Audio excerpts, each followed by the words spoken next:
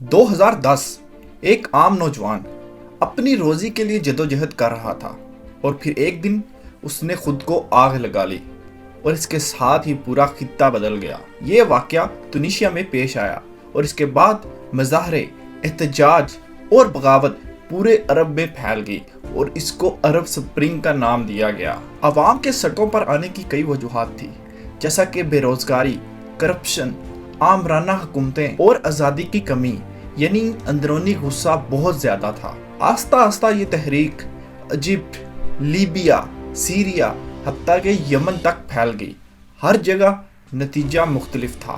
مصر کے صدر حسنی مبارک ہٹا دیے گئے، کرنل معمر قذافی کو مار دیا گیا اور اس کے ساتھ ساتھ کئی اور لیڈر جو ہیں ان کو اپنے عہدے سے اتار دیا گیا۔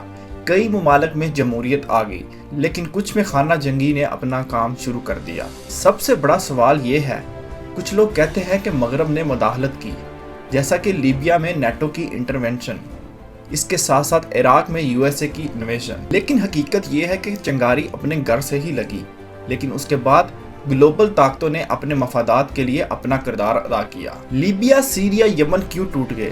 کیونکہ ان کے انسٹیٹیوشن ویک تھے اور اس تحریک کے ساتھ ہی ایک پاور ویکیوم پیدا ہوا اور مختلف گروپس لڑنے لگے۔ نتیجہ خانہ جنگی۔